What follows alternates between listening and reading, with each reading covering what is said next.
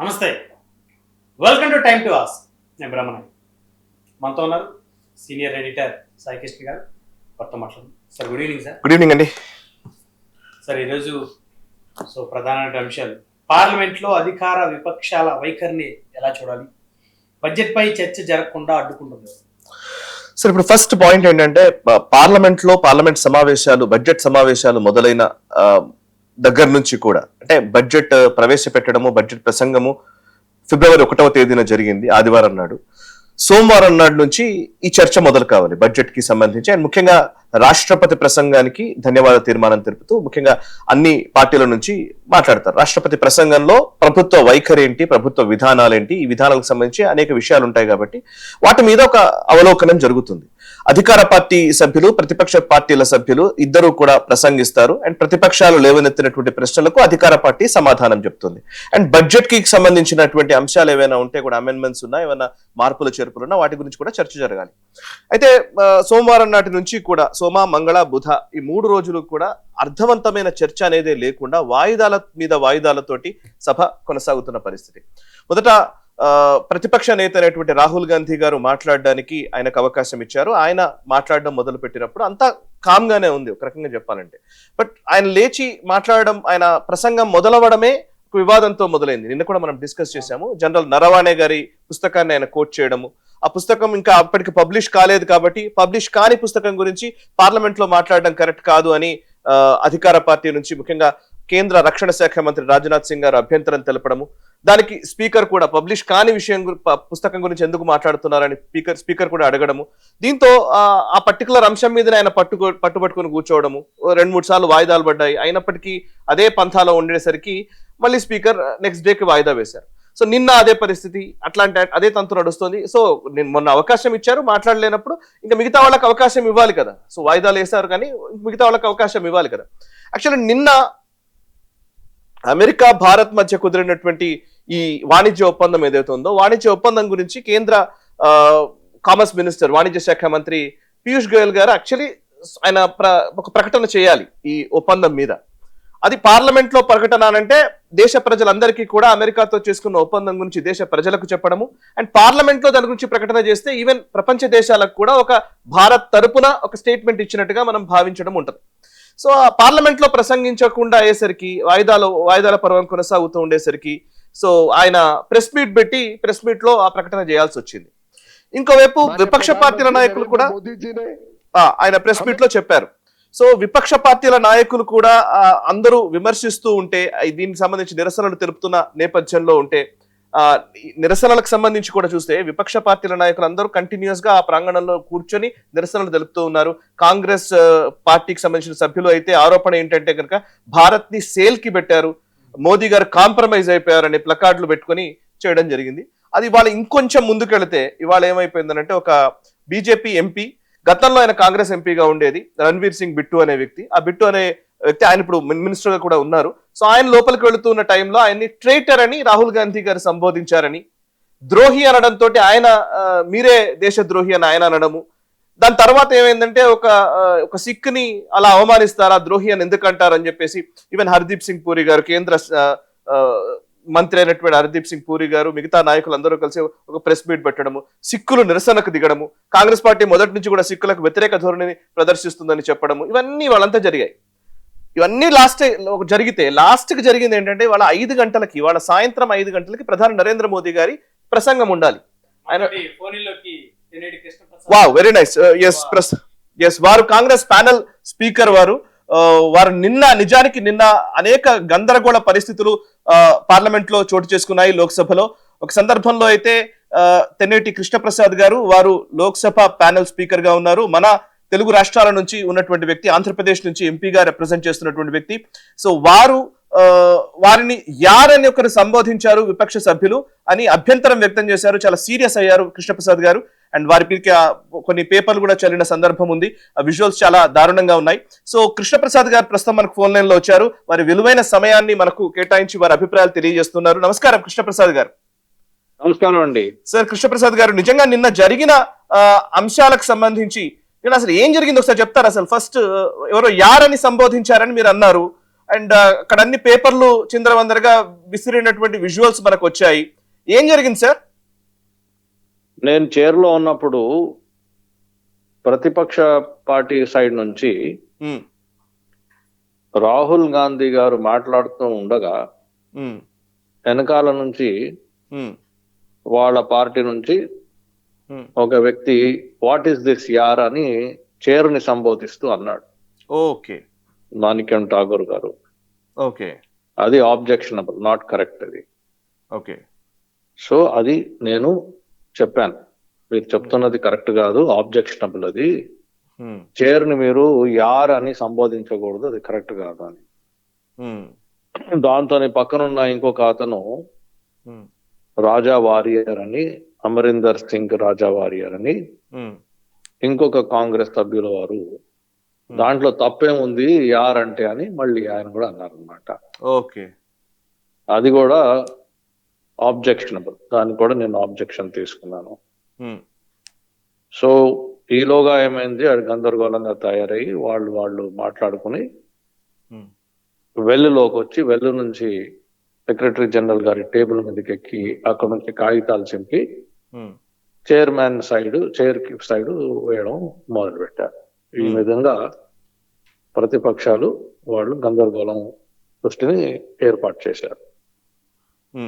Sir, అయితే మీరు దీన్ని సీరియస్ గానే మీరు పరిగణించారు. నిజంగా దాన్ని పాయింట్అవుట్ చేయడం కూడా చాలా ఇంపార్టెంట్ అంశమే. అది మీరు దాన్ని రైట్ టైంలో మీరు దాన్ని పాయింట్అవుట్ చేయడము, అది దాన్ని వెలుగులోకి వచ్చేలాగా మీరు కరెక్ట్ గా మీ అభిప్రాయాన్ని వ్యక్తపరచడము, లోక్సభ స్పీకర్ దృష్టికి కూడా తీసుకువెళ్ళడము, కొంత సస్పెన్షన్స్ కూడా చేయడం, ఇవన్నీ జరిగాయి కదా. సో ఇందులో ఒక్కసారి మీరు పార్లమెంట్ ప్రొసీడింగ్స్ ప్రకారము పార్లమెంటరీ వర్డ్స్, అన్పార్లమెంటరీ వర్డ్స్ లాంటి అన్ని ఉంటాయి కాబట్టి ఒకసారి మీ 2 రోజులు 3 రోజుల పరిణామాలు చూస్తున్న నేపథ్యంలో మీకు ఏమనిపిస్తుంది? పార్లమెంట్ ప్రొసీడింగ్స్ జరుగుతున్న తీరుని బట్టి మీ అభిప్రాయం ఏంటి?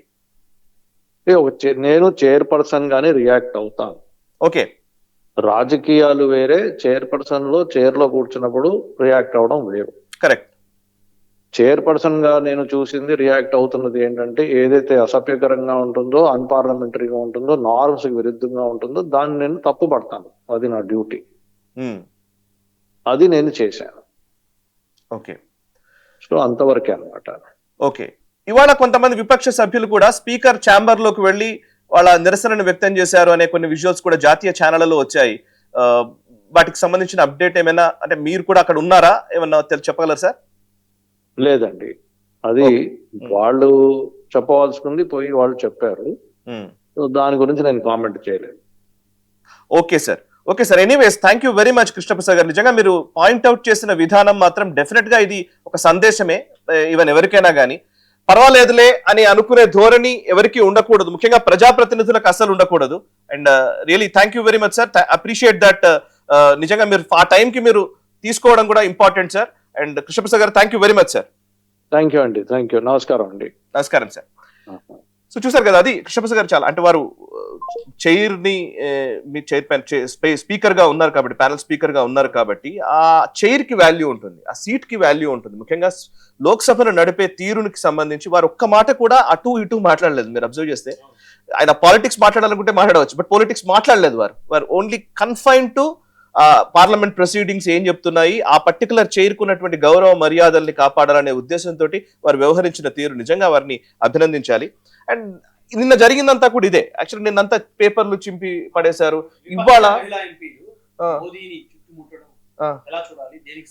ఇవాళ జరిగింది అది.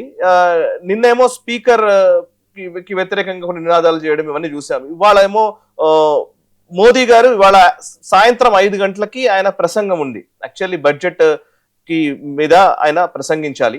సో ఆ టైంలో 5 o'clock ఆయన ప్రసంగం ఉంది అని ఆల్రెడీ అందరూ సిద్ధం చేసుకున్నారు.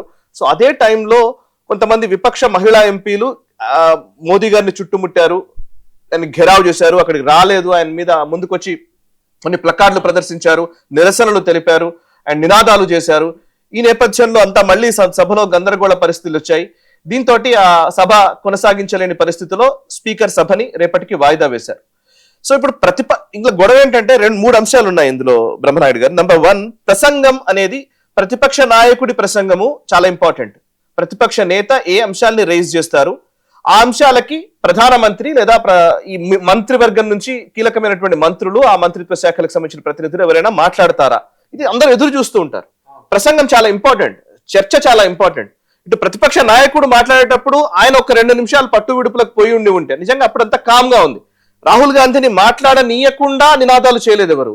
రాహుల్ గాంధీ మాట్లాడేటప్పుడు ఆయన చేసినటువంటి ఆ బుక్ ని కోట్ చేయడంతో నిరసనలు తెలిపారు, వద్దు అన్నారు. సో దాంతో మళ్ళీ వాయిదా పడింది. బట్ మోదీ గారు మాట్లాడడానికి పూనుకోక ముందే నిరసనలు తెలపడం అనేది ఇంకో వైపు కనబడుతున్నది. సో నిరసనలు తెలపడం తప్పు కాదు, నిరసనలు ఎవరైనా సరే ప్రజాస్వామ్య దేశంలో నిరసనలు తెలిపే హక్కు ఉంది. కానీ ఏ ఎక్స్ట్రీమ్ వరకు వెళతాము అనేది చాలా కీలకమైనటువంటి అంశం. ఏ ఎక్స్ట్రీమ్ వరకు మనం నిరసనలకు వెళ్తాము? ఇవాళ మోదీ గారు మాట్లాడలేదు, రాహుల్ గాంధీ గారు మాట్లాడలేదు, ఇలాగే కంటిన్యూ అవుతే పార్లమెంట్ లో అసలు ఏ చర్చ జరగదు. బడ్జెట్ లాంటి కీలకమైనటువంటి అంశం గురించి చర్చ జరగాలి కదా, దేశ ప్రజలకి ఏమైనా చెప్పాలి కదా. ఈ ప్రజాప్రతినిధులు ఎన్నుకున్నది ఆ చట్టసభల్లో కూర్చొని ప్రజాస్వామ్యయుతంగా వాళ్ళందరూ మాట్లాడతారని కదా మనం ఎక్స్పెక్ట్ చేసేది. సో ఈ 2 పార్టీలు కూడా దాంట్లో భాగస్వాములుగా ఉండకూడదు. నిజానికి వాళ్ళిద్దరూ కొంచెం ఎక్కడో ఒక కాన్సెన్సస్ కి రావాలి. ఇప్పుడు మోదీ దేశాన్ని అమ్మేస్తున్నారా లేకపోతే విపక్షాలకు భయపడుతున్నారా? ఇప్పుడు అదే అడుగుతున్నాను నేను. ఇప్పుడు మోదీ అమ్మేస్తున్నారు అనేది రాహుల్ గాంధీ లేదా విపక్ష నాయకులు చెప్తున్నటువంటి మాట. దేనివల్ల అనంటే కనుక భారత్ మధ్య కుదిరినటువంటి వాణిజ్య ఒప్పందం వల్ల భారత్ ప్రయోజనాలకు విఘాతం కలుగుతుంది, భారత ప్రయోజనాలను పణంగా పెడుతున్నారు, భారత్ ని డొనాల్డ్ ట్రంప్ కి అమ్మేస్తున్నారు అనేది వీళ్ళ అభిప్రాయం. సో అసలు ట్రేడ్ డీల్ లో ఏముంది అనేది ఎవరికైనా తెలుసా? అసలు ట్రేడ్ డీల్, వాణిజ్య ఒప్పందానికి సంబంధించి ఏం చర్చలు జరిగాయో ఇప్పుడు బయటకు వచ్చినాయా? ఏవి రాలేదు, అన్ని స్పెక్యులేషన్సే. ఓకే, సో లాస్ట్ 1 year నుంచి దీనిపైన చర్చలు జరుగుతున్నాయి. సో నేను నిన్న కూడా మనం మాట్లాడాం దాని గురించి. ఒక 5 మిషన్ 500 అనే పేరిట ఎప్పుడో ఫిబ్రవరి 13వ తేదీ 2025లో ఈ ఒప్పందం చేసుకోవాలి అని అనుకున్నారు. ఆ ఒప్పందం అటు ఇటుగా సంవత్సరం తర్వాత ఇప్పుడు ఒక ఒప్పందం ఖరారైంది, కొలిక్ వచ్చింది. సో ఇది కూడా క్లియర్ డాక్యుమెంట్ రావాలంటే ఇంకా టైం పడుతుంది, రైట్? ఇప్పుడే అమ్మేస్తున్నారనే మాట ఎందుకు వస్తుంది, అసలు నేరేటివ్ ఎందుకు అలా తీసుకుంటున్నారు అనేది మేజర్ అంశం. రెండోది, ట్రేడ్ డీల్ లో అమ్మేస్తున్నారా లేదా అని అనుకుంటే గనక అవిటిని పార్లమెంట్ లోనే మీరు ప్రస్తావించవచ్చు. అండ్ దాని గురించి పీయూష్ గోయల్ ఆల్రెడీ ప్రకటన చేస్తాను అని చెప్పారు. పీయూష్ గోయల్ ప్రకటనే రాకముందు అది కేవలం ఆయన ప్రెస్ మీట్ లో మాట్లాడాల్సిన పరిస్థితి వచ్చింది. ఇప్పుడు రాహుల్ గాంధీ గారే ఆయన ఆ ట్రేడ్ డీల్ గురించి నిజంగా ఏమైనా ప్రస్తావనలు ఉంటే చేయవచ్చు గాక, దాని మీద చర్చ తీసుకున్నప్పుడు పార్లమెంట్ లో మాట్లాడవచ్చు గాక. బట్ అమ్మేస్తున్నారు అనే మాట అంటే అదొక నేరేటివ్ బిల్డ్ చేయడానికి కోసమే చేస్తున్నట్టుగా కనబడుతోంది. ఏదైనా సరే నేరేటివ్స్, అఫ్ కోర్స్ పొలిటికల్ పార్టీలు రాజకీయాలు చేస్తాయి, డెఫినెట్ గా రాజకీయ పార్టీలు నేరేటివ్స్ క్రియేట్ చేస్తాయి. ఆ నేరేటివ్ లో ఏంటంటే చౌకీదార్ చోర్ హే అన్నా, లేకపోతే ఓట్ చోరీ అని చెప్పినా, లేకపోతే రాఫెల్ యుద్ధ విమానాల్లో స్కామ్ జరిగిందని చెప్పిన, ఇప్పుడు ఈ అమెరికాకు అమ్మేస్తున్నారని చెప్పిన, ఇవి కొత్త ఏం కాదు. ఈ భారతదేశంలో అమెరికాకు అమ్మేస్తున్నారనే మాట కొత్తది కాదు, ఎందుకంటే చాలా సంవత్సరాలుగా జరిగిందే ఇది. మీరు కమ్యూనిస్ట్ సిద్ధాంతకర్తలు లేదా కమ్యూనిస్ట్కి సంబంధించిన ఉద్యమాలు అన్ని చూస్తే కూడా అందులో చాలా వరకు వాళ్ళ పడిగట్టు పదాలు కొన్ని ఉంటాయి. పెట్టుబడిదారి విధానాలకు వ్యతిరేకంగా కానీ, బహుళ జాతి కంపెనీలకు వ్యతిరేకంగా కానీ, లేకపోతే అమెరికాకి ధారాదత్తం చేస్తున్నారు అని ఆర్థిక సంస్కరణల టైంలో కమ్యూనిస్టులు చాలా వరకు మాట్లాడారు. ఈవెన్ న్యూక్లియర్ డీల్ సమయంలో కమ్యూనిస్ట్ పార్టీ నాయకులు యూపీఏ ప్రభుత్వం నుంచి బయటకు వచ్చి వాళ్ళు ప్రభుత్వాన్ని కూలదోయడానికి అవిశ్వాస తీర్మానం పెట్టారు. బట్ అఫ్ కోర్స్ అందులో యూపీఏ ప్రభుత్వం సక్సెస్ అయింది, ముఖ్యంగా కాంగ్రెస్ పార్టీ సక్సెస్ అయింది అనుకోండి. మన్మోహన్ సింగ్ గారు ఎంత కష్టమైనా సరే న్యూక్లియర్ డీల్ చేసుకోవాల్సిందే అనుకున్నారని అణు ఒప్పందం చేసుకున్నారు అమెరికా తోటి. సో అణు ఒప్పందం చేసుకోవడము ఇది దేశ ద్రోహము అని అప్పుడు కమ్యూనిస్టులు కూడా వ్యతిరేకించారు. ఇప్పుడు డిఫరెన్స్ ఏమొచ్చింది అని అంటే 20 ఏళ్లలో యూపీఏ ప్రభుత్వం ఉన్నప్పుడు కాంగ్రెస్ పార్టీ లేదా మన్మోహన్ సింగ్ గారి నేతృత్వంలోని అప్పటి ప్రభుత్వము అణు ఒప్పందం చేసుకుంటే అమెరికా తోటి న్యూక్లియర్ డీల్ చేసుకున్నప్పుడు కమ్యూనిస్టులు వ్యతిరేకించి బయటకు వెళ్లారు. ఇప్పుడు మోదీ ప్రభుత్వము ఒక ట్రేడ్ డీల్ చేసుకుంటూ ఉంటే ఆ కమ్యూనిస్టులతో కలిసి ఈయన ద్రోహం అంటున్నాడు రాహుల్ గాంధీ లేదా Congress party. So there is no difference. So ఎప్పుడైనా ప్రతిపక్షంలో ఉన్నారంటే ఇది మాట్లాడుతూ ఉంటారు, దాంట్లో ఏం పెద్దగా దాన్ని తీసుకోవాల్సిన అవసరం లేదు. బట్ దానివల్ల ప్రయోజనమా కాదా అనేది చర్చ. భారత్ అమెరికా మధ్య అణు ఒప్పందం జరగడం వల్ల భారత్కి లాభం జరిగింది, నష్టం జరగలే. సో దాని ఏముంటాయి అనేది ఇప్పుడు ఈవెన్ ఆర్థిక సంస్కరణల టైంలో కూడా పివి నరసింహారావు గారు ఫైనాన్షియల్ రిఫార్మ్స్, ఎకనామిక్ రిఫార్మ్స్ తీసుకొచ్చిన టైంలో కూడా ఇట్లాగే మాట్లాడారు. మొత్తం ప్రైవేట్ కంపెనీలు వస్తాయి, మిమ్మల్ని మొత్తం మోసేస్తారు, అది మొత్తం మీ పని అయిపోతుంది అని చెప్పేసి చాలా వరకు భయపెట్టారు. ఏం జరిగింది? ఆ రోజు ఆర్థిక సంస్కరణలు రాకపోయి ఉంటే మనం ఎక్కడ ఉండేవాళ్ళం? ఇవాళ నిజంగానే పివి నరసింహారావు గారు తెచ్చిన ఆర్థిక సంస్కరణల వల్ల ఈ రోజు మనం ఇంత అభివృద్ధి బాటన పడ్డాం. నిజంగా ఎఫ్డిఐలు అప్పుడు తీసుకొచ్చిన ఫారిన్ డైరెక్ట్ ఇన్వెస్ట్మెంట్స్ కావచ్చు, ఎఫ్ఐఐలను కావచ్చు ఆయన అనుమతించారు. సో మార్కెట్స్ ఓపెన్ చేశారు. మార్కెట్స్ ఓపెన్ చేయడం వల్ల కాంపిటీషన్ పెరిగింది. ఈరోజు మనం అన్ని రకాల వస్తువులు మనకు దొరుకుతున్నాయి. మనం ఒక గ్లోబలైజ్డ్ వరల్డ్ లో మనం కూడా టాప్ పొజిషన్ లో ఉన్నాము. ఈ రోజు ఐఎంఎఫ్ ఇచ్చినటువంటి ఒక నివేదిక ఉంది తెలుసా. ఐఎంఎఫ్ ఏం చెప్తుంది అంటే ఇప్పుడు ఈ సంవత్సరం 2026 సంవత్సరంలో భారత్ చైనాలు రెండు దేశాలు కలిసి 46% గ్లోబల్ జీడిపికి సంబంధించి కాంట్రిబ్యూట్ చేస్తున్నాయి. మొత్తం ప్రపంచపు జీడిపి చూస్తే ప్రపంచపు ఆర్థిక వ్యవస్థ మొత్తంలో 46% కేవలం భారత్ అమెరికాలే కాంట్రిబ్యూట్ చేస్తున్నాయి. భారత్ చైనాలు కలిసి అమెరికా 9% ఉంది కాంట్రిబ్యూషన్ లో, మనం 17% కాంట్రిబ్యూట్ చేస్తున్నాం గ్లోబల్ జీడిపికి. సో మనమే కొన్నాం. అది ఐఎంఎఫ్ చెప్తున్నమాట, మనం చెప్తున్నమాట కాదు, ఐఎంఎఫ్ చెప్తోంది. సో అంటే అంత పొజిషన్ మనం రాగలిగామనంటే బికాస్ మనం అప్పుడు తీసుకున్నటువంటి ఆర్థిక సంస్కరణల వల్ల. ఈ రోజు ట్రేడ్ డీల్ వల్ల మనం ఇంకా పెరుగుతాం కానీ తగ్గేది ఉండదు కదా. ఎస్. సో ఇప్పుడు ట్రేడ్ డీల్ వల్ల ఏదో అమ్మేస్తున్నారు అనేది అబద్ధం. రాహుల్ గాంధీ అసహనాన్ని ఎలా చూడాలి? నేను ఎగ్జాక్ట్లీ దానికి బీజేపీ నాయకులు లేకపోతే కాంగ్రెస్ నాయకులు సమాధానం చెప్పాలి. యాక్చువల్లీ వాళ్ళని కూడా మనం లైన్ లోకి తీసుకుందాం, వాళ్ళు కూడా జూమ్ లో జాయిన్ అవుతారు ఇప్పుడు. ఈవెన్ బట్ నేషనల్ సెక్యూరిటీకి సంబంధించి కూడా ఆయన మాట్లాడారు. ఒకటి ఆయన అసహనం అనే కంటే కూడా ఆయన ఒక జాతీయ భద్రత గురించి రాహుల్ గాంధీ గారు పదే పదే ఈ మధ్య మాట్లాడుతున్నారు. ముఖ్యంగా నిన్న జనరల్ నరవాణే పుస్తకాన్ని ఆయన కోట్ చేసినప్పుడు కూడా ఆయన మాట్లాడారు. సో ప్రస్తుతం మనకు అమర్నాథ్ సారంగుల గారు చర్చలో జాయిన్ అవుతున్నారు, బీజేపీ అధికార ప్రతినిధి. అమర్నాథ్ గారు నమస్తే. నమస్కారం అండి. సో అమర్నాథ్ గారు, నేను యాక్చువల్లీ మీకంటే ముందు నేను కొంచెం ఆ డీటెయిల్స్ చెప్తూ ఉన్నాను నిన్న మొన్న ఈ 2 రోజుల నుంచి జరిగినటువంటి పరిణామాలకు సంబంధించి. సో ఫస్ట్ పాయింట్, అసలు ఎందుకు మీరు రాహుల్ గాంధీ ఒక ప్రతిపక్ష నాయకుడు మాట్లాడే అవకాశం ఆయనకు ఇవ్వలేదు మీరు? భారతీయ జనతా పార్టీ నిజంగా ప్రతిపక్ష నాయకుడైనటువంటి రాహుల్ గాంధీని మాట్లాడనీయకుండా అడ్డుకుంటోంది అనేది ముఖ్యమైన అభియోగము, ఆరోపణ. రెండవది, ఇవాళ మోదీ గారు ఆయన లోక్సభలో మాట్లాడాల్సి ఉండే, ఆ మాట్లాడాల్సిన టైంలో కొన్ని నిరసనలు నినాదాలు రావడంతో స్పీకర్ సభను వాయిదా వేశారు, మోదీ గారు వెళ్ళిపోయారు. ప్రియాంక వాద్రా ఇచ్చినటువంటి డైరెక్ట్ స్టేట్మెంట్ ఏంటంటే డర్గేహో అనేది అంది, అంటే భయపడి పారిపోయారు మోదీ గారు అని. మోదీ గారు భయపడ్డారా లేకపోతే మోదీ గారు ఈ దేశాన్ని అమ్మేస్తున్నారా? రాహుల్ గాంధీ ప్రశ్నలు అడుగుతున్నారు కాబట్టి ఆయనను అడగనివ్వకుండా అడ్డుకుంటున్నారా? సాయి గారు, మొదట మీకు అట్లాగే 99 టీవీ ప్రేక్షకులకు మిత్రులందరికీ నమస్కారం. ఇప్పుడు యాక్చువల్ గా రాహుల్ గాంధీ గారి ప్రవర్తన గత సంవత్సర కాలంగా మీరు గమనిస్తే రాహుల్ గాంధీ గారు జెన్జీని రెచ్చగొట్టేందుకు అనేక సార్లు ప్రయత్నం చేశారు. సో జెన్జీ ఎవరు రెచ్చిపోలేదు. జెన్జీ చాలా వినమ్రతతోని చాలా మెచ్యూర్డ్ గా ఇండియాలో చాలా అద్భుతంగా బిహేవ్ చేశారు. అంటే దేశము రాబోయే రోజులలో వికసిత్ భారత్ గా మారడానికి మొన్న బడ్జెట్ కూడా యువత కేంద్రంగా ఏ విధంగా బడ్జెట్ పెట్టిందో అది జెన్జీకి అర్థమైంది. అయితే జెన్జీ చేయట్లేదు కదా, మేమే చేద్దాం పార్లమెంట్ లో అని గిట్ట అనుకున్నట్టున్నారు రాహుల్ గాంధీ గారు. సో జెన్జీ వేరే నేపాల్లో మిగతా దేశాలలో ఎట్లయితే ప్రవర్తించారో ఆ విధంగా మనమే ప్రవర్తిద్దామని వాళ్ళ నిర్ణయం తీసుకున్నారేమో.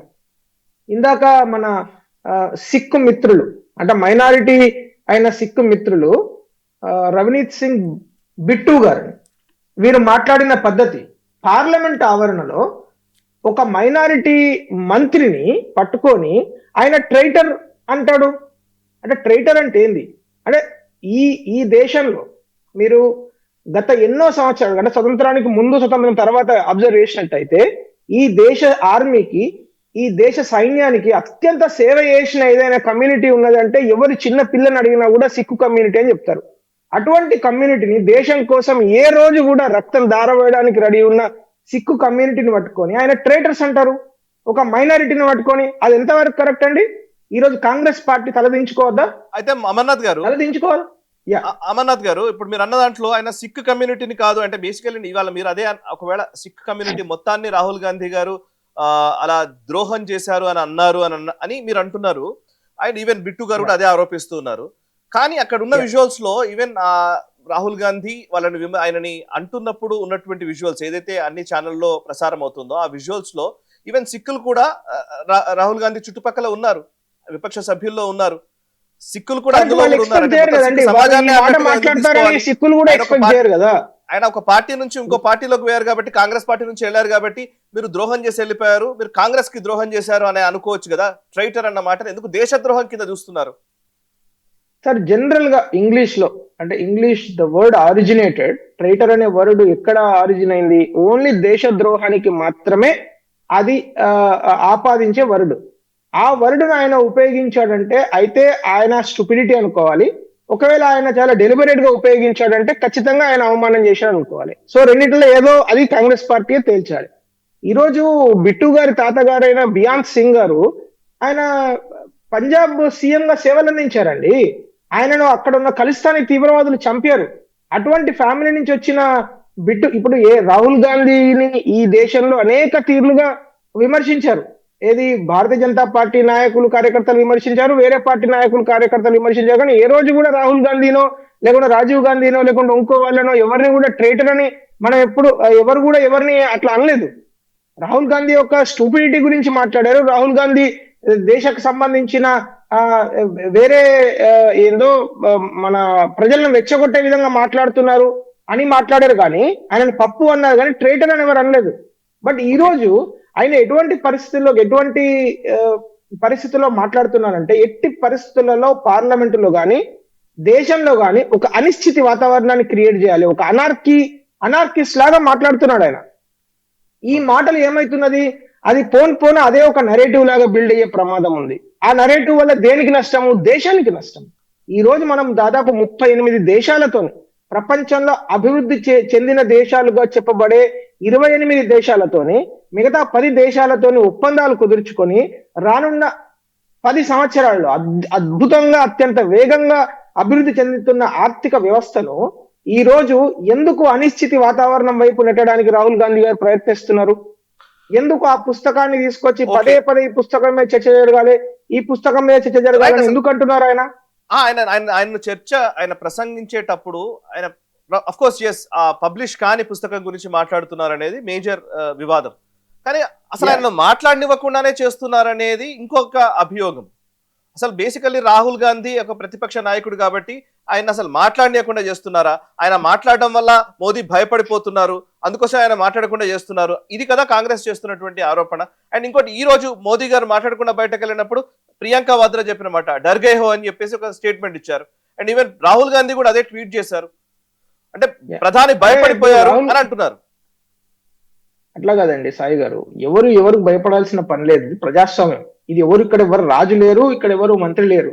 ఇది సింపుల్. ఇది ప్రజాస్వామ్యంలో మీకెంతో నాకంత హక్కే ఉంది, రాహుల్ గాంధీ గారికి ప్రధానమంత్రి మోడీ గారికి అంతే హక్కు ఉంది. డాక్టర్ భీమ్రావ్ రామ్జీ అంబేద్కర్ గారు ఇచ్చిన రాజ్యాంగం అందరికి ఈక్వల్ గా ఉన్నది. దానిలో ఎవరికి భయపడాల్సిన పని లేదు. మీరు గన్లు పట్టుకొని నక్సలిజం వైపు పోతే తప్పితే ఎప్పుడు కూడా భయపడాల్సిన పని లేదు. సో రాహుల్ గాంధీ గారికో ఇంకెవరికో భయపడాల్సిన పని లేదు. అక్కడ ఇప్పుడు అసలు ఏం జరుగుతున్నది పార్లమెంట్ లో? ఈరోజు రాష్ట్రపతి ముర్ము గారు ఇచ్చిన సందేశానికి ధన్యవాదాలు చెప్పే తీర్మానం జరుగుతున్నది. ధన్యవాదాలు చెప్పే ఒక ప్రసంగాన్ని ఎల్ఓపి ఫస్ట్ చేస్తారు, ఆ తర్వాత ప్రధానమంత్రి గారు చేస్తారు. ఇది ఒక ఫార్మాలిటీ, ఇది ఒక సంస్కృతి, మన పార్లమెంట్ యొక్క సంస్కృతి. సో లీడర్ ఆఫ్ ఆపోజిషన్ కు ఆ ఛాన్స్ వచ్చినప్పుడు, ఆర్థిక బిల్లు వచ్చినప్పుడు, ఫైనాన్స్ బిల్లు ప్రవేశపెట్టినప్పుడు ఆర్థిక మంత్రి ముర్ము గారు ఏదైతే రాష్ట్రపతిగా వారు చేసిన ప్రసంగానికి ధన్యవాద తీర్మానం చెప్తూ మాట్లాడాల్సిన అంశాలను పక్కన పెట్టి ఆయన ఏం మాట్లాడుతున్నారండి? ఈ దేశ ప్రజలను ఉద్దేశించి మాట్లాడాల్సిన లీడర్ ఆఫ్ ఆపోజిషన్. ఓకే, ఆయనకు నచ్చలేదు, బడ్జెట్ నచ్చలేదు చెప్పొచ్చు, ఈ బడ్జెట్ లో ఇవన్నీ తప్పులు ఉన్నాయని చెప్పొచ్చు, లేదు ఇది అబద్ధాలని చెప్పొచ్చు, లేకుంటే ఈ విధంగా చేయండి అని చెప్పొచ్చు. ఇంకొంచెం పెద్ద మనసు ఉంటే లేదు యువతకు మహిళలకు ఉపయోగపడే ఈ 10 పాయింట్లు యాడ్ చేయండి అని చెప్పొచ్చు. అవన్నీ వదిలిపెట్టి అసలు సంబంధం లేని ఒక చర్చలోకి ఇది ఇప్పుడు బిఎస్సి బిజినెస్ అడ్వైజరీ కమిటీ ఉంటుంది కదా, ఆ కమిటీలో వీళ్ళు చెప్పారా? కనీసం ఇచ్చారా ఇట్లాంటిది మేము ఒకటి రేజ్ చేస్తామని? పోనీ అదేమన్నా క్వశ్చన్ అవర్ జరుగుతున్నదా పార్లమెంట్ లో? Is question hour happening? No. Question hour లో జరిగినప్పుడు కూడా కనీసం క్వశ్చన్ అడగడానికి ముందే పర్మిషన్ తీసుకోవాలి. అలాంటిది మీకు మైక్ ఇచ్చారు కదా లేదా అని టకటక ఏది పడుతుంది మాట్లాడము, దేశ ప్రజలను అవమానించే, దేశ ఆర్మీని అవమానించే తట్టు మాట్లాడడం. పోని ఆయన చెప్పిన దానిలో ఏమన్నా ఒక అద్భుతమైన విషయం ఉందా? అసలు ఎవరికి తెలియని విషయం ఉందా? ఆయన ఏం చెప్పారండి? నరవణే గారు ప్రధానమంత్రి మోడీ గారిని, రాజ్నాథ్ సింగ్ గారిని అడిగినప్పుడు వారు మీకు అక్కడ ఆ సమయంలో ఏది బెస్ట్ అనిపిస్తే ఆ నిర్ణయం తీసుకోండి అని చెప్పారు అని అంటున్నాడు ఆయన. అది నరవణే గారు చెప్పారని ఆయన ఏదో మ్యాగజైన్ లో చదివారని. ఒకవేళ అది నిజమైనా కూడా దాని తప్పే ఉందండి? అంటే ఆర్మీ చెప్తుందా లేకుంటే ఢిల్లీలో కూర్చున్న పెద్దలు ఆర్మీని డిక్టేట్ చేయాలా? What is right? పోనీ నరవణే గారు ఏమన్నా దాన్ని ఏమన్నా వారేమన్నా దాన్ని ఇది చేస్తున్నారా? మీరు నరవణే గారి ఏఎన్ఐ పాడ్కాస్ట్ చూడండి, వారు అనేక సందర్భాలలో ఇంటర్వ్యూలో ఇచ్చిన మాటలు చూడండి, ఆయన చాలా కేటగారికల్ గా చెప్పారు. మనం ఎప్పుడు కూడా భయపడలేదు. ఆయన వర్డ్స్ చెప్పాలా, we have always been given permission to go for assertive action. Assertive అనే వర్డ్ ఆయన ఉపయోగించారు. ఏ రోజు కూడా ఈ ప్రభుత్వము మేము ఖచ్చితమైన నిర్ణయాత్మకమైన ఒక పని చేయడానికి, రియాక్షన్ చేయడానికి ఎప్పుడు కూడా వెనకాడలేదు. ఇంకేం కావాలి సార్? ఇప్పుడు దాన్ని పట్టుకొని మీరు మొత్తం రక్కస్ క్రియేట్ చేసి పార్లమెంట్ యొక్క సమయాన్ని, సార్ పార్లమెంటు ఒక నిమిషము ఖర్చు 8 లక్షల రూపాయలు, ఒక నిమిషం. అలాంటి పార్లమెంట్ లో ఈ రోజు గంటలు గంటలు మీ పిచ్చితనానికి, మీ స్టూపిడిటీని పదే నిరూపించుకోవడానికి మీరు అన్ని కోట్ల రూపాయల ప్రజాధనాన్ని వ్యర్థం చేయడం అనేది ఎవరికి నష్టం అండి? ఆ డబ్బులు ఏమన్నా అలా నష్టం చేస్తే పాకిస్తాన్ కు నష్టమా, బంగ్లాదేశ్ కు నష్టమా, చైనాకు నష్టమా? ఏ దేశానికి నష్టం?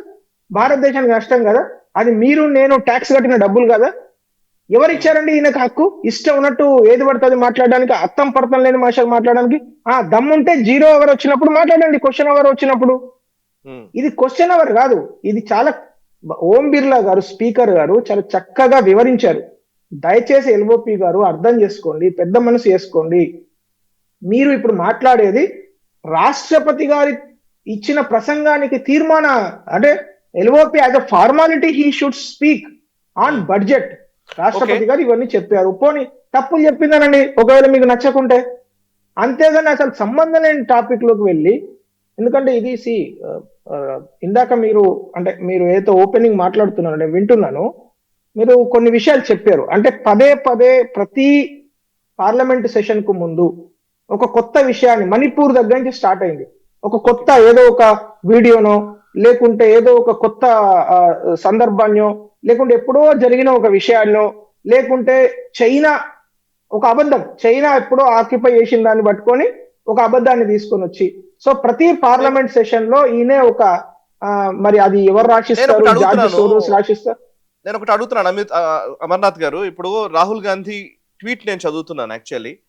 आज अगर प्रधानमंत्री संसद में आते हैं तो मैं उन्हें एक किताब भेज करूंगा అని చెప్పారు. అంటే బేసికల్ ఆయన ఎవరైతే మీరన్న నరవాణే, జనరల్ నరవాణే గారు రాసినటువంటి పుస్తకం 4 స్టార్స్ ఉందో ఆ పుస్తకాన్ని ఆయనకి ఇద్దాం అనుకున్నాను అని చెప్పారు. సో అది ఆథెంటికా కాదా అనే చర్చ నడుస్తున్న టైంలో, పబ్లిష్డా కాదా అనే చర్చ నడుస్తున్న టైంలో ఆ పుస్తకం చూపిస్తున్నారు ఆయన. ఓకే, పుస్తకం చూపిస్తూ ఈ పుస్తకం నేను ఇద్దాం అనుకున్నాను అండ్ ఈ పుస్తకం గురించి నేను మాట్లాడదాం అనుకున్నాను. ఇది ఎవరో విపక్షానికి సంబంధించిన నాయకులు కాదు, ఇందులో విదేశీ లేఖక్ ఎవరు అంటే విదేశీ రచయితలు ఎవరు లేరు. ఇది ఉన్నదల్లా కూడా ఎవరంటే జనరల్ నరవాణే గారు, ఆర్మీ చీఫ్ గా పనిచేసినటువంటి వ్యక్తి, మీ ప్రభుత్వం గురించి చెప్పిన మాటల గురించి నేను చెప్దాం అనుకుంటున్నాను అనేది ఆయన అన్నమాట. సో అది మీడియా ముందుకు వచ్చి ఆయన మాట్లాడుతూ ఉన్నారు. పార్లమెంట్ లో కూడా అదే ప్రస్తావించాలనుకోవడం తప్పవుతుందా అంటే? ఓకే, పార్లమెంట్ ప్రొసీడింగ్స్ ప్రకారం అయితే కరెక్ట్ కాకపోవచ్చు, కానీ బట్ ఎందుకని ఆ పర్టికులర్ మాటని ఎందుకని మాట్లాడలేకపోతున్నారు? నేను ఇంకో ప్రశ్న, నిన్న కూడా నేను ఒక ఆర్మీ అధికారితో నేను మాట్లాడాను ఇదే విషయం మీద. నిజానికి ఆర్మీలో పనిచేసినటువంటి వాళ్ళు పుస్తకం రాసినప్పుడు ఆ పుస్తకాన్ని ప్రచురించక ముందు ఆ పుస్తకపు కాపీని ఖచ్చితంగా మినిస్ట్రీ ఆఫ్ డిఫెన్స్ కి ఇవ్వాల్సి ఉంటుంది. వాళ్ళు స్క్రూటినీ చేస్తారు, ఇందులో ఉన్న వాటిని పెట్టాలా వద్దా, కొన్ని తీసేయాల్సిన ఉంటే తీసేయాల్సి వస్తుంది, ఇవన్నీ కూడా వాళ్ళు చెప్తారు. దాన్ని బట్టే పుస్తకం బయటకు రావాలి. So as a process.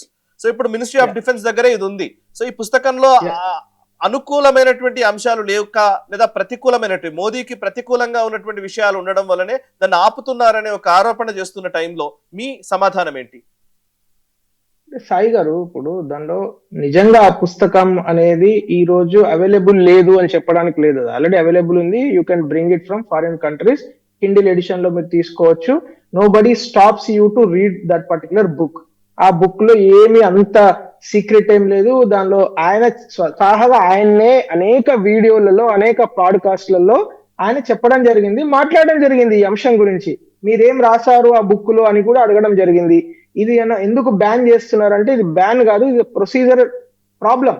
ఎందుకంటే ఒక ఆర్మీ అఫీషియల్, ఇది ప్రోటోకాల్ 1955 ప్రోటోకాల్స్ ప్రకారము ఒక ఆర్మీ అఫీషియల్ రిటైర్ అయిన 2 సంవత్సరాల వరకు ఏ కంపెనీలో జాయిన్ కావద్దు, ఏ ప్రైవేట్ సర్వీస్ లోకి పర్మిషన్ లేకుండా జాయిన్ కావద్దు, ఏ తనకు సంబంధించిన బయోగ్రఫీ కావచ్చు, మెమోయిర్స్ కావచ్చు రాయరాదు. చాలా కేటగారికల్ గా అక్కడ రూల్స్ ఉన్నాయి సార్.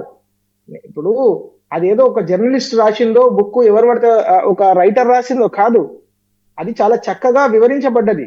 మీరు ఆ మెమోయిర్స్ రాయడానికి పర్మిషన్ తీసుకోవాలి. ఎందుకు మెమోయిర్స్ రాయొద్దు అంటారు అంటే, ఆయనకు తెలిసిన సీక్రెట్స్, ఆయన చేసిన పనులు మీరు రాసేటప్పుడు ఆ 2 years దాని కూలింగ్ పీరియడ్ ఎందుకు పెడతారంటే, చాలా సీక్రెట్స్ ఉండే అవకాశం ఉంది. అది శత్రు దేశాలకో లేకుంటే శత్రువులకో మన రక్షణకు శత్రువులు ఎవరైతే ఉంటారో వారి చేతికి చిక్కుతే దానికి సంబంధించిన మనము స్ట్రాటజీ వాళ్ళు చేసే కౌంటర్ స్ట్రాటజీ చేసే అవకాశం ఉంటుంది.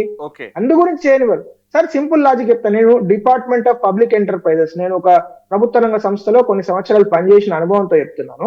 ఇప్పుడు బిహెచ్ఎల్ లాంటి ఒక కంపెనీలో సిఎండిగా పనిచేసిన వ్యక్తి 2 years వరకు వేరే కంపెనీలో జాయిన్ కావద్దు. అది డిపిఈ గైడ్ లైన్స్. ఒక సాధారణ ప్రభుత్వ రంగ సంస్థ యొక్క టాప్ అఫీషియల్ కు ఏదైతే చైర్మన్ అనేవాడే అఫీషియల్ కే, చైర్మన్ డైరెక్టర్స్ కే అంత రెగ్యులేషన్స్ ఉంటే, ఒక ఆర్మీ అఫీషియల్ ఎంతో సీక్రెట్స్ కు ఆయన he is privy to so many secrets. Right? అటువంటి సీక్రెట్స్ తెలిసిన వ్యక్తి నేను బుక్ రాస్తాను అంటే అది స్క్రూటినీ చేయాలా వద్దా? Should it be scrutinized or not? It should be scrutinized in my opinion. So పెద్దలు అది అర్థం చేసుకోవాలి. అది స్క్రూటినైజ్ చేయొద్దు, ఎవరు పడితే ఏది పడితే అది రాయొచ్చు, దానికి ఎవరు ఆపొద్దు అంటే మరి 1955 లో ఆ రూల్స్ తయారు చేసినప్పుడు ఏ ప్రభుత్వం ఉంది? వాళ్ళ ప్రభుత్వం ఉంది, వాళ్ళే కదా అప్పుడు పరిపాలన చేసింది. మరి అప్పుడు అసలు ఆ ప్రోటోకాల్స్ పెట్టాల్సింది కాదు. పుస్తకాల లెక్కలోకి వెళ్తే సాతానిక్ వర్సెస్ ని మొత్తం ఆపేసారు, దాని చర్చ కూడా రాకుండా చేశారు అప్పుడు ఆ టైం. కానీ సాతానిక్ వర్సెస్ అంటే సాయి గారు ఇప్పుడు మిగతా పుస్తకాల బ్యాన్ చేయడానికి ఈ పుస్తకాన్ని బ్యాన్ చేయలేదు, దయచేసి అర్థం చేసుకోవాలి. చాలా ఇదేంది ఈ పుస్తకము, దీని ప్రొసీజరల్ గా అది ఖచ్చితంగా 2 సంవత్సరాలు ఆగాల్సిందే. అందు గురించి దాన్ని ఆపడం జరిగింది. దాన్ని బ్యాన్ చేయలేదు. 2 years తర్వాత రిలీజ్ అయితే చదువుకోండి. ఈ రోజు కూడా it is available out of India. It is available, you can read. Nobody is stopping in the era of social media. ఈ రోజు ఆయన పట్టుకొచ్చిండు కదా, మరి ఆయన ఎక్కడి నుంచి దొరికింది ఆయన బుక్? ప్రస్తుతం మనకు పొలిటికల్ అనలిస్ట్ మురళీ మనోహర్ గారు చర్చలో జాయిన్ అవుతున్నారు. Welcome sir. అండ్ కృష్ణతేజ గారు, కాంగ్రెస్ అధికార ప్రతినిధి కృష్ణతేజ గారు కూడా చర్చలో జాయిన్ అవుతున్నారు. Welcome sir. So first Murali గారు మీ దగ్గరికి వస్తాను నేను. ఫస్ట్ మురళీ మనోహర్ గారు, నిజంగా 3 రోజులు బడ్జెట్ మీద అంటే ఈసారి బడ్జెటే ఎటువంటి పొలిటికల్ అప్పీస్మెంట్ కనిపించకుండా ఉంది అనేది ఆర్థిక విశ్లేషకులు చెప్పే మాట. సో బట్ పాలిటిక్స్ డెఫినెట్ గా ఇందులో ఉంటాయి. రాజకీయ పార్టీలు వాళ్ళ వైఖరిని ఖచ్చితంగా చెప్పాలి, లేదా వాళ్ళు ప్రజల కోణంలో ఆలోచించి ప్రశ్నలు లేవనెత్తాలి. విపక్షాలు, అధికార పార్టీ సమాధానాలు చెప్పాలని ఎవరైనా సరే కోరుకుంటారు. మేధావి వర్గం, ముఖ్యంగా మీలాంటి వాళ్ళు, నాలాంటి వాళ్ళు ఖచ్చితంగా కోరుకుంటారు ఎంతో కొంత. బట్ ఇదేం జరగట్లే. 3 రోజుల నుంచి చూస్తూ ఉంటే వాయిదాలు జరుగుతూ ఉన్నాయి, ఘెరావులు జరుగుతూ ఉన్నాయి, నిరసనలు జరుగుతూ ఉన్నాయి. మీకు ఎట్లా అనిపిస్తోంది? ఏం జరుగుతుంది 3 రోజుల వ్యవధిలో? మీ అభిప్రాయం ఏంటి? నేనే కాదు, దేశమంతా కూడా ప్రజలు ఒక నిర్ణయానికి వచ్చారు. పార్లమెంట్ అంటే ఇంతకు ముందు ఏముండేదంటే ప్రభుత్వం బడ్జెట్ పెడుతుంది, దానిపైన చర్చ జరుగుతుంది, ఆపోజిషన్ తప్పకుండా ప్రశ్నిస్తుంది, ఏది మంచి ఏది చెడు చెప్తుంది అని. ఇప్పుడు అలా కాకుండా ఏమైపోతుందంటే రాహుల్ గాంధీ గారు వస్తారు, ఒక విదేశీ పర్యటన చేసి వస్తారు, ఒక పెద్ద డ్రామా చేస్తారు. ఈసారి ఏం ఫోటో తెస్తారో, ఈసారి ఏం వీడియో తెస్తారో అనేటువంటి ఒక ఉత్కంఠ, ఒక మంచి డ్రామాటిక్ ఎఫెక్ట్, ఇవన్నీ కూడా సర్వసాధారణం అయిపోయాయి. కనుక ఇప్పుడు హస్తం చూపిస్తారా, ఇప్పుడు లేకపోతే శివుడి మెడలో పాము చూపిస్తారా, ఇంకేం చూపిస్తారా, చాలా ఫన్నీగా ఉంటుంది అని ఒక ఫన్నీ థింగ్ అయిపోయింది పార్లమెంట్ అనేది.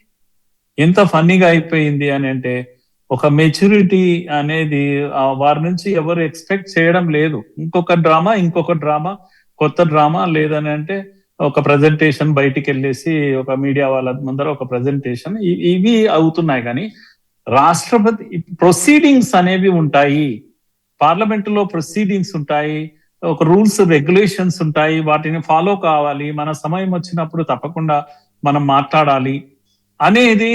పాపం నాకైతే అనిపిస్తున్నది, నారాయణ చైతన్య కోచింగ్ సెంటర్ లో ఎలా ఇస్తారో అలాంటి ఒక coaching opposition leader of opposition కు ఒకటి పెట్టాలి, ఆ విధంగా క్లాసులు పెట్టాలని అనిపిస్తుంది ఆయనకు.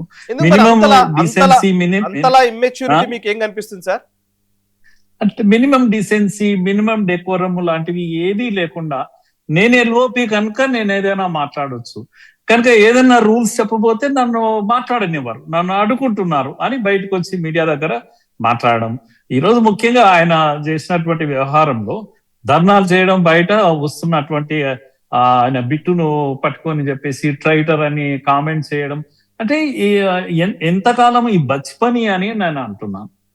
ఎట్లయితే ఈ గతంలో వెళ్ళేసి మోడీ గారికి ముద్దు పెట్టడం కానీ, కన్ను కొట్టడం కానీ, ఈ వ్యవహారాలన్నీ చూస్తుంటే ఈ ఎంతకాలం ఇంకా ఈ చైల్డిష్ మైండ్ సెట్ అని నా బాధ. ఇది అపోజిషన్ లీడర్స్ రాహుల్ గాంధీనన్నా ట్రైన్ చేయాలి, లేదంటే ఒక డిగ్నిఫైడ్ వ్యక్తినన్నా పెట్టుకోవాలి వెంటనే.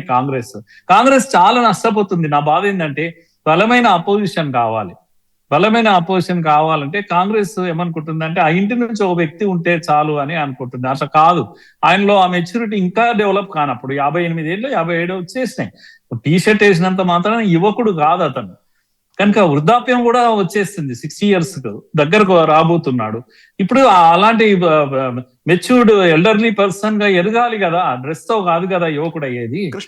కనుక బిహేవియర్ లో కూడా మార్పు రావాలి కదా. నా బాధ అదే అండి సత్య గారు, సాయి గారు. మీరు అన్నదే కరెక్టే. యాక్చువల్లీ మీరు చెప్పిన పాయింట్ నేను తీసుకుంటాను. Congress party spokes person Krishna Teja గారు కూడా ఉన్నారు, ఆయన అడుగుదాం. యాక్చువల్లీ కృష్ణతేజ గారు, నిజంగా ఇప్పుడు మురళీ సార్ లాంటి వాళ్ళు చెప్తున్నది ఏంటంటే నిజంగా కాంగ్రెస్ పార్టీ నష్టపోతుంది రాహుల్ గాంధీ వల్ల అని మీకు అట్లా అనిపిస్తుందా? ఎందుకంటే 3 రోజులకి వెళ్ళి చూస్తే అఫ్ కోర్స్ కాంగ్రెస్ కి హెడ్లైన్స్ వస్తున్నాయి, కానీ ఓట్లుగా మారకపోవడానికి one of the reason is ఆయన నిజంగా మొన్న ఆయన స్పీచ్ ఇవ్వాలనుకున్నప్పుడు నరవాణే గారి పుస్తకాన్ని రైజ్ చేశారు, దాంట్లో తప్పేం లేదు, రైజ్ చేశారు. కానీ పబ్లిష్ కాని పుస్తకం గురించి మాట్లాడకూడదు, ఇండియాలో పబ్లిష్ కాలేదు అది అని మాట్లాడుతున్న టైంలో ఆ పుస్తకాన్ని పక్కన పెడితే ఆయన గంట కాదు 2 ఎంతసేపు ఆయన టైం ఇస్తారో అంతసేపు ప్రభుత్వాన్ని ఇరుకున పెట్టడానికి ఆయన ఎన్ని మాట్లాడాలో అన్ని మాట్లాడి ఉండవచ్చు.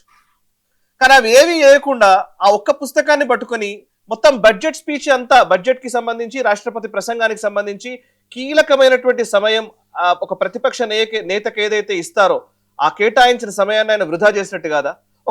ఒక పుస్తకం, అది పుస్తకం గురించి ఎట్లాగో మీరు ప్రెస్ మీట్ లో వచ్చి మాట్లాడొచ్చు, లేదంటే ఇంకో దగ్గర చెప్పొచ్చు. చాలా అవకాశాలు ఉన్నాయి. పార్లమెంట్ లో మాట్లాడడానికి అవకాశాలు లేదు. అది ఆ ఒక్కదాన్ని పక్కన పెట్టేస్తే అసలు ఇన్ని మాటలు మాట్లాడేసి ఉండేవచ్చు. ఆయన మోదీ అమ్మేస్తున్నారు అంటున్నారు, అమ్మడానికి కావాల్సింది ఏంటి, ఎందుకు అమ్ముతున్నారు, ఎలా అమ్ముతున్నారు, ఇవన్నీ చెప్పాల్సింది పార్లమెంట్ లో. కానీ కేవలం పుస్తకాన్ని పట్టుకొని మాట్లాడడం వల్ల 2 రోజులు 3 రోజులు వృధా అయిపోయిందా లేదా? సాయి గారు, 2014 నుంచి మీరు నాకు సుపరిచితులు. ఇవాళ 2026 వచ్చింది. 12 బడ్జెట్ సెషన్లు మీరు నాతో ఇవాళ మళ్ళీ మాట్లాడుతున్నారు. ఏ సభ చూసినా ఏముంది గర్భకారణం అండి. 2014 ఆయన ఇష్యూ బేస్డ్ మాట్లాడుతున్నప్పుడు ఆయన ఎల్ఓపి కాదు, సమయం సరిపో, సమయం అనుకూలంగా మాట్లాడాలన్నారు. ఇవాళ 2026లో ఎల్ఓపి హోదాలో మాట్లాడుతుంటే ఆయన ఏ ఎల్ఓపి హోదాలో మాట్లాడలేదు అనేది ఆయన మీద బెటకారాలు చేస్తున్నారు. ఒక విషయం మీరు చాలా గుర్తు పెట్టుకోవాలండి, అప్పుడైనా ఇప్పుడైనా అంతర్జాతీయ విషయాలు వచ్చినప్పుడే ఇట్లాంటి ఒక వివాదం చెలరేగుతుంది. First point. And second point, Rahul Gandhi గారు పుస్తకం లేవనెత్తింది. ఇప్పుడు ఈ డిబేట్ లో ఎవరైనా మాట్లాడతారేమో చూసిన తేజస్వి సూర్య గారు మాట్లాడిన దానికి రిప్లైగానే పుస్తకం తీయడం జరిగింది తప్ప ఆయన అది గలబెత్తలేదు. ఇది ఎవరు మాట్లాడటం లేదు. మూడోది, ఆయన అందరు కలిసి ఆయన ఆ రోజు జరిగింది ఆ మేజర్ జనరల్ గారి గురించి మాట్లాడుతున్నాడు. ఎక్కడ ఇష్యూ బేస్డ్ మాట్లాడేది పబ్లిక్ ఇంకా నోరే తెరవలేదు. అందుకే ఆ బుక్ పేరు జనరల్ గారు ఏమైనా పెట్టుకున్నారు, 4 Stars of Destiny. Rahul Gandhi గారు మాట్లాడక ముందే డెస్టినీ ఫ్రేమ్ అయిపోతుంది. ఇక్కడ ఇంత దౌర్భాగ్య పరిస్థితులు ఒక largest democracy of the world లో ఉండి మనం చూడాలండి. ఒక పార్లమెంట్ డెమోక్రసీలో మూడోది ఇంకో ట్రేడ్ డీల్ గురించి. మనకంటే ముందు ట్రేడ్ డీల్ ట్రంప్ చెప్పేస్తాడు, ట్రేడ్ డీల్ ఎత్తేస్తున్నానని. మనకంటే ముందు ట్రంప్ రష్యా నుంచి ఆయిల్ కొనడానికి చెప్పేస్తాడు. మన ఆపరేషన్ సింధూర్ దగ్గర ఇదే ట్రంప్ చూసిన ఏ రకమైన వ్యక్తిలో. దీనికంటే ముందు ట్రేడ్ డీల్ గురించి కామర్స్ మినిస్టర్ మాట్లాడాలని అందరు కోరుకుంటున్నారు. ఇవాళ రాక India European union trade deal గురించి ఏదండి పబ్లిక్ డొమైన్ లో ఉందా ఇన్ఫర్మేషన్? ఏం ట్రేడ్ డీల్ జరిగిందని లేదు. ఇవాళ ట్రంప్ వచ్చి టారిఫ్స్ ఎత్తేస్తున్నాం మేము పాత ఫ్రెండ్స్ అని వాళ్ళు చెప్తారు, దాని గురించి మాట్లాడరు. ఇంకో ట్రేటర్ అనే పదం వచ్చింది ఒక ఎంపీ. ఆ ఎంపీ ఆయన కాంగ్రెస్ ఆయన గురించి బీజేపీ చేరక ముందు ఆ ఎంపీకి లైఫ్ ఇచ్చింది అహ్మద్ పటేల్ గారు. ఆ ఎంపీ నిజంగా రక్తం ఉన్నంత వరకు కాంగ్రెస్ లో ఉంటాడని చెప్పిన వ్యక్తి అతను. ఇవాళ బీజేపీకి పోగానే నరం లేని నాలుక అయిపోయింది అది. ట్రేటర్ ఇవాళ అని చెప్తే నిజంగా ఆయన పార్టీ మారిన వ్యక్తిని ట్రేటర్ అనక లేదు, మా పార్టీకి ఆయన దేశం ఉద్ధరించినామని చెప్తామా? ట్రేటర్ అని చెప్పడానికి దేశద్రోహి అవసరం లేదండి. మనం ట్రేటర్ అని మీరు కావాలంటే గూగుల్ తో సంబోధించవచ్చు. పార్టీ మారిన వ్యక్తిని మీరు సంబోధించారు. ఇంకోటి ప్రూఫ్ ఏది? రాహుల్ గాంధీ గారు అదే మాట అన్నాను. యాక్చువల్లీ మీరు మా స్క్రీన్ మీద దాంట్లో చూస్తే ద్రోహి అన్న మాటనే వాడాను నేను, అంతకుమించి వాడలేదు. దేశద్రోహి అని కాకపోతే ఒక నిమిషం కృష్ణతేజ గారు, కాకపోతే గూగుల్లో మీరు మామూలుగా ట్రైటర్ అని టైప్ చేస్తే a person who is not loyal to their country, friends etcetera. So the first point అది, a person who is not loyal to their country అనేది ట్రైటర్ అనే మాటకు అర్థం. సీట్ వేరు ట్రైటర్ వేరు. a person who is not loyal to his country, friends. మరి party అనేది ఏంటండి? Party is equal to country కాదా? Party is representative of the country కాదా? తీసుకోవచ్చు. కాబట్టి ఒక అనవసరమైన పదం గురించి నిజంగా ఇందాక మన బీజేపీ ఎవరెత్తినారు 8 లక్షల రూపాయలు ఒక గంట ఖర్చు అవుతుంది. 8 లక్షల రూపాయలు ఒక గంట ఒక వ్యక్తి గురించి మనం ఖర్చు చేయాలా? అది కూడా పార్టీ మారిన ఒక వ్యక్తి, ఒక ట్రేటర్ గురించి. ఎందుకు చెప్తున్నానంటే అండి, ఇప్పుడు ఇది కాదు, ఇప్పుడు దీనికి సొల్యూషన్ ఏంటిది? డెఫినెట్లీ హుందాతనం సభకి ఎప్పుడు వస్తుంది? మన రాజకీయ విశ్లేషకులు మాట్లాడినప్పుడు డెఫినెట్లీ అది మనం ప్రధానమైన పార్టీ నుంచి వస్తుంది, తర్వాత ప్రతిపక్షంలోకి వస్తుంది. దానికి ఇవాళ ప్రధానమంత్రి గారు వచ్చి ఓట్ ఆఫ్ థ్యాంక్స్ చెప్తున్నప్పుడు ఎవరో మహిళలు ప్రధానమంత్రి గారు గెరావ్ చేశారంట. ఒక్కటి గుర్తుపెట్టుకోనండి, పార్లమెంట్ బిజినెస్ రూల్స్ ఉన్నాయి. ఎవరు మాట్లాడినా బిజినెస్ రూల్స్ ప్రకారం మేము మాట్లాడాలా. ఇలా సభ అడ్డుకోవచ్చు అంటే డెఫినెట్లీ ఏ రోజు ఏ అధికార పక్షం మాట్లాడలేదు, ఏ రోజు సభ గలాటనే జరుగుతుంది. అవతల వ్యక్తి వాళ్ళు మాట్లాడింది ప్రతిదీ ఆన్ రికార్డ్ అయిపోతుంది అంటే డెఫినెట్లీ స్పీకర్ డిస్క్రిప్షన్ పవరే ఉండదు. ఇందాక టీడీపీ గారు ఇందాక ప్యానల్ స్పీకర్ గా రావడం జరిగింది, అది కూడా నేను బాగా గమనించడం జరిగింది. ప్యానల్ స్పీకర్ గా ఇందాక మాణిక్రామ్ ఠాగూర్ గారు ఏదో అంటే ఈయన అభ్యంతరం చెప్పి డెఫినెట్లీ చైర్ కి గౌరవం ఇస్తాం. డెఫినెట్లీ ఆయన అభ్యంతరం చెప్తే దానికి అనుకూలంగా ఆయన ఏమైనా డెఫినెట్లీ ఆయన నోటీస్ ఇవ్వచ్చు, ఆయన రిప్లై అడగచ్చు. ఎందుకంటే అంటే ఇవన్నీ ఎందుకు బయటకు వస్తున్నాయి? నిజంగా సబ్జెక్ట్ అని ఇవాళ బడ్జెట్ పైన ప్రసంగం జరిగింది, బడ్జెట్ పైన ఎవరు మాట్లాడటం లేదు. మన దౌర్భాగ్యమైన పరిస్థితి.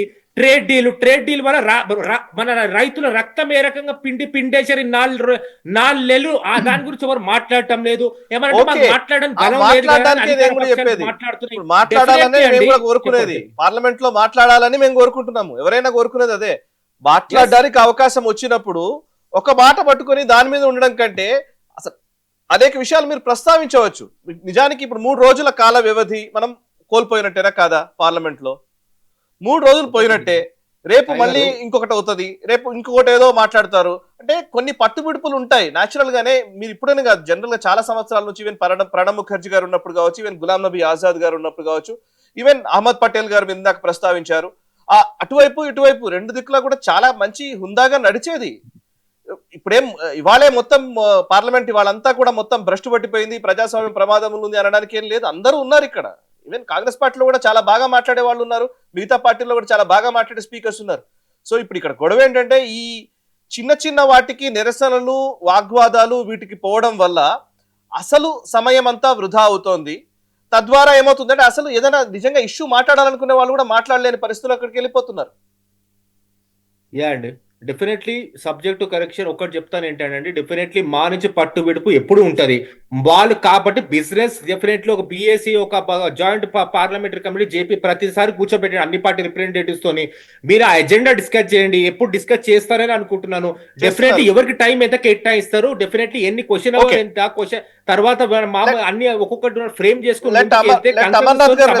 వస్తుందండి. మీకు అమర్నాథ్ గారు కూడా రెస్పాండ్ అవుతారు.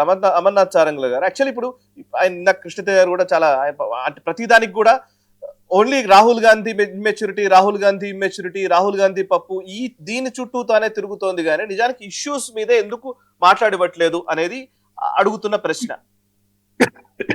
సాయి గారు, ఇప్పుడు కృష్ణతేజ గారు చాలా ఇంపార్టెంట్ పాయింట్స్ 2 చెప్పారు. ఇప్పుడు రాహుల్ గాంధీ గారు ఏదైతే మాట్లాడాలనుకుంటున్నారో అది మాట్లాడే అవకాశం రాలేదు. మేము కూడా అంటే వారు కూడా కృష్ణతేజ గారు కూడా వారు ఆ విషయాలు మాట్లాడితే బాగుంటుంది అని వారు కూడా ప్రస్తావన చేశారు. రెండో విషయం వారు ఏం చెప్పారు, ఇప్పుడు ఎప్పుడైనా ఒక సెషన్ ను డెలిబరేట్ గా మీరు రిడిక్యూల్ చేస్తున్నారా లేకుంటే అది ఒక సందర్భంగా వచ్చిందా అనేది కూడా మనం చరిత్రను పరిశీలించాల్సిన అక్కర 2019 నుంచి ప్రతి సెషన్ కన్నా ముందు బిఎస్సిలో సంబంధం లేని విషయము, ఎజెండాతో ఏమాత్రం సంబంధం లేని విషయాలను తీసుకొచ్చి పార్లమెంటును హాల్ట్ చేసే పరిస్థితి పదే చేస్తున్నారా లేదా నేను మీకు సందర్భాలు చెప్తాను. 2023 మార్చ్, 2021 జూలై, 2021 జూలైలో అప్పుడు ఫార్ములాస్ తీసుకురాగానే ఇదే పని చేశారు. 2023 మార్చ్ సెషన్ లో వారిని ఏదో కోర్టు డిస్క్వాలిఫై చేసిందండి, సూరత్ కోర్టు. దానికి అదే సందర్భాన్ని తీసుకొచ్చారు. 2023 డిసెంబర్ లో అప్పుడు ఇట్లానే సెక్యూరిటీ ఇష్యూ, ఒక అబద్ధం విషయం ఎవరో న్యూస్ పేపర్ లో సబ్జెక్ట్ కరెక్షన్ ఇండియన్ ఎక్స్ప్రెస్ లోనో ఎక్కడో ఈ చైనా ఇన్ని కిలోమీటర్ల అని ఎవరో రాశారు. అది పాత సంఘటనను ఫ్రెష్ గా జరిగిందని రాశారు. దాన్ని ఆర్టికల్ ను పట్టుకోవచ్చని నెక్స్ట్ హిండెన్బర్గ్, ఆ తర్వాత ఇంకొకటి లేకుంటే ఇంకొకటి. ఏంది సార్ అంటే ఏం చేయాలనుకుంటున్నారు పార్లమెంట్? ఇప్పుడు హిండెన్బర్గ్ అనే సంస్థ ఈ పార్లమెంట్ కు ఆన్సరబులా? సింపుల్ కదా, మనందరికి తెలుసు, ఇక్కడ ఉన్న నలుగురికి తెలుసు కదా ఆన్సరబుల్ కాదని. హిండెన్బర్గ్ అనే సంస్థ ఎక్కడో మీరు అమెరికాలో కూర్చొని ప్రస్తావన కార్యకలాపాలు ఆపేసుకున్నారు. నిజంగా మీరు అన్నట్టుగా హిండెన్బర్గ్ అనేది వాళ్ళ కార్యకలాపాలు ఆపేసుకున్నారు. కానీ ఇప్పుడు దానికోసం ఒక బడ్జెట్ సెషన్స్ పోయినాయి. కరెక్ట్, సెషన్ పోయింది. సో నేను అనేది ఏంటంటే సాయి గారు, ఇప్పుడు మన దేశంలో ఏదైనా ఎవరైనా ఏదైనా రాసినా, లేకుండా మన దేశంలో ఏదైనా మంత్రి ఏదైనా మాట్లాడినా, is answerable to our parliament. Hindenburg is not answerable our parliament. ఇప్పుడు నేను చెప్పాలనుకున్న అంశం ఏంటంటే, మీకు క్లియర్ గా ఒక బడ్జెట్ సెషన్ లో ఈ రోజు బడ్జెట్ పైన ఎల్ఓపి గారు మాట్లాడాల్సిన అంశం ఏం మాట్లాడాలా? ఆయన మాట్లాడడానికి అంశాలు లేవా? భారతదేశంలో కష్ట నష్టాలు లేవా? నిరుద్యోగం గురించి మాట్లాడాల్సిన అక్కర లేదా? యువత గురించి, యువతకు ఇంకా ఇంకా కొత్త కొత్త అవకాశాలు రావాలని మాట్లాడడానికి లేదు. పీయూష్ గోయల్ గారు ఆయన మొన్న ట్రేడ్ డీల్ గురించి ప్రెస్ మీట్ లో ఆయన ఫస్ట్ వర్డ్ ఏం చెప్పారండి? Unfortunately we wanted to mention this in the parliament, but unfortunately we couldn't do that. That's why I'm putting a press conference అని చెప్పారు. ఎందుకు ఒక దేశానికి సంబంధించిన కామర్స్ మినిస్టరు అంత అద్భుతమైన, మొత్తం శతాబ్దంలోనే అద్భుతమైన ట్రేడ్ డీల్ జరిగింది అని చెప్తున్నప్పుడు, ఆ ట్రేడ్ డీల్ వివరించడానికి భారత పార్లమెంట్ లో మీరు ఛాన్స్ ఇవ్వరా? రాజా మహారాజాలా ఇక్కడ భారత పార్లమెంట్ లో కూర్చున్న వాళ్ళు? చెప్పండి కదా, మనలాంటి వాళ్ళు ఓట్లు వేస్తే వెళ్ళి అక్కడ కూర్చున్నారు కదా. ఎవరు విమర్శించకుండా ఒక విషయం మాట్లాడదలుచుకున్నానండి. బరాక్ ఒబామా గారు లాస్ట్ టైం మనకి ఆ క్రైసిస్ వచ్చినప్పుడు చాలా క్లియర్ గా చెప్పినారు, అమెరికా కావాలంటే డిమాండ్ క్రియేట్ చేయగలుగుతుందని. అప్పుడు మాలాంటి వాళ్ళం డెఫినెట్లీ చాలా యువకులం మెచ్యూరిటీ సరిపోలేదు. కానీ ఇవాళ ఇదే ట్రంప్ చూస్తే, Trump is a typical business man. ఆయన 4 months లో డెఫినెట్లీ చైనా ఎక్కడైతే డెఫినెట్లీ లీడ్ తీసుకుంటుందనో, లేకపోతే మ్యానుఫ్యాక్చరింగ్ సెక్టర్ లో ఎక్కడ ఇండియా అద్భుతాలు సాధిస్తుందనో, ఎక్కడ ఇండియా యూరోపియన్ యూనియన్ దగ్గర అయిపోతుందనో, ఆయన 4 months లో ఆయన డెఫినెట్లీ హైప్ క్రియేట్ చేసి, ఇప్పుడు టారిఫ్స్ రిడక్షన్ చేసి డెఫినెట్లీ ఎక్స్పోర్ట్స్ పెరిగితే మళ్ళీ ఇండియాకి డెఫినెట్లీ మళ్ళీ ఐటీ జాబ్ ఓటు వస్తుంది. డెఫినెట్లీ ఇండియా అమెరికా పైన ఆధారపడుతుందని ఆయన ప్రపంచానికి నిజంగా నిరూపితం చేస్తున్నాడు. కాబట్టి ఇండియా నిజంగా మల్టీపోలార్ వరల్డ్ లో ఉంది. డెఫినెట్లీ ఇండియా డిప్లొమాటిక్ దీని స్టాండ్ ఎట్లా ఉంది? డెఫినెట్లీ ఇండియా మ్యానుఫ్యాక్చరింగ్ సెక్టర్ ఎట్లా ముందుకు తీసుకెళ్తుంది? ఇండియా సర్వీస్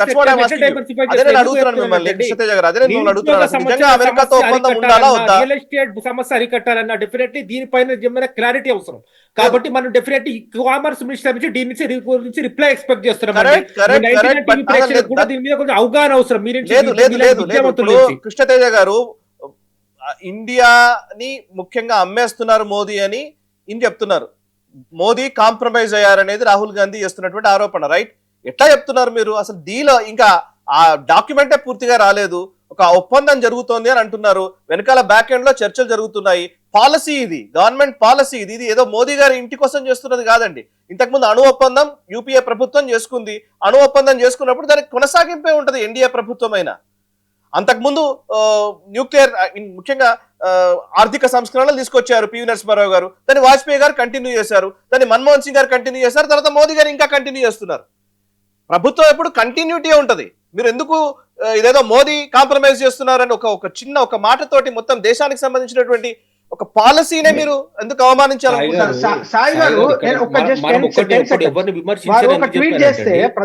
మోడీ గారిని విమర్శించే కంటే ట్రంప్ గారి పైన డెఫినెట్లీ స్టాండ్ ఏంటి? డెఫినెట్లీ ఆయనకు ఆ కంట్రీ పైన మన స్టాండ్ ఏంటి? ఆ కంట్రీకి డెఫినెట్లీ కాంపిటేటివ్ మెకానిజం మనం బిల్డ్ చేస్తున్నామా లేదా? అంతేనండి నేను చెప్పేది. నేను అదే అడుగుతున్నాను. మురళి సార్ ఒకసారి రెస్పాండ్ కండి సార్. మురళి మనోహర్ గారు నవ్వుతున్నారు, యాక్చువల్లీ ఆయన చాలా స్మైల్ ఇస్తూ ఉన్నారు ఈ చర్చను చూస్తూ. నేను అడిగేది మిమ్మల్ని సార్, ఇప్పుడు ఏ ప్రభుత్వమైనా, ప్రభుత్వం వేరు, పార్టీ వేరు, నాయకులు వేరు, దాంట్లో ఖచ్చితమైన క్లారిటీ ఉండాలి కదా మనకు. ప్రభుత్వం అంటే ఇప్పుడు లైక్ ఒక త్రివిధ దళాలు ఉన్నాయి. త్రివిధ దళాలు అని అంటే వాళ్ళు ఒక కంటిన్యూటీలో ఉంటారు, ప్రభుత్వాలతో సంబంధం ఉండదు వాళ్ళకి నిజానికి మాట్లాడితే, రైట్? సో ఒక ఆర్మీ చీఫ్ ని సడక్కి గుండా అన్న సందర్భాలు కూడా రాహుల్ గాంధీ నుంచి మనం చూసాం. సో ఇప్పుడు ఆర్మీ విషయంలో కానీ, లేకపోతే ఇప్పుడు ఒక ప్రభుత్వము ఇంకో ప్రభుత్వంతో చేసుకునేటువంటి ఒప్పందం, ఫ్రాన్స్ తో మనము రఫేల్ డీల్ చేసుకున్నాము, 2 ప్రభుత్వాల మధ్య జరిగినటువంటి ఒప్పందం, అప్పుడు కూడా ఇలాగే మనం వ్యాఖ్యానించాం. సో ప్రభుత్వాన్ని మోదీని ఎందుకు లింక్ చేసి మాట్లాడుతున్నారు? ఇక్కడ కన్ఫ్యూజనా లేదా ప్రజల్ని కన్ఫ్యూజ్ చేసే ప్రయత్నమా? ఏం లేదు, అంటే ఇప్పుడు తెలియక మాట్లాడితే అది మనం ఏమో అనుకోవచ్చు. తెలిసి మాట్లాడేవే ఇవన్నీ కూడా అని నా అభిప్రాయం. అన్ని తెలిసాక కూడా పర్సెప్షన్స్ డెవలప్ చేయడానికి ఎవరికి అనుకూలంగా వాళ్ళు పర్సెప్షన్స్ డెవలప్ చేస్తుంటారు రాజకీయాల్లో. కానీ ప్రమాదం ఏంటంటే దేశాన్ని అడ్డం పెట్టుకుని దేశ ప్రయోజనాలను కూడా దీంట్లో పెట్టి మనం మాట్లాడితే ప్రాబ్లం అవుతుంది. ఇప్పుడు దేశమే ఒక ప్రెషర్ లో ఉంది. ట్రంప్ చేసిన వ్యవహారాల కారణంగా, టారిఫ్స్ వ్యవహారం కారణంగా ఈ దేశమే ఒక ప్రెషర్ లో ఉంది. ఇలాంటి సందర్భంలో నిశ్శబ్దంగా ఉన్నాడు మోడీ. ఆయన ఎంత అరుస్తున్నాడో, నిలకడలేని అరుపులు ఆయన ఎంత అరిచినా, ఆయన యొక్క నోబెల్ ప్రైజ్ కానుంచి ప్రతి పిచ్చి మాటలన్నీ ఆయన మాట్లాడుతున్నా, ట్రంప్ టాంట్రమ్స్ అనే ఒక బిరుదు ఆయన తెచ్చుకున్నా కూడా మోడీకి ఆ టాంట్రమ్స్ లేవు. నిశ్శబ్దంగా నిలకడగా ఉండడం కూడా విమర్శనే. ఎందుకు మోడీ మాట్లాడాడు? సరెండర్ అయిపోయారా? పాకిస్తాన్ యుద్ధం ఆయన చెప్తేనే, ఆయన అడిగే కన్నా ఇక్కడ అడగడమే ఎక్కువ ఉంది. ఆయన అడిగితే ప్రాబ్లం ఏం లేదు. కనుక డెడ్ ఎకానమీ అంటే రిపీట్ ఇమ్మీడియట్ గా ఇక్కడ డెడ్ ఎకానమీ అని మనం అనవసరం ప్రాంప్ట్ చేయాల్సిన అవసరం లేదు. కనుక మోడీ ఆ ట్రంప్ నిలకడ లేని వ్యవహారాన్ని ప్రపంచం చూస్తుంది, ప్రపంచం కూడా అనుభవిస్తుంది.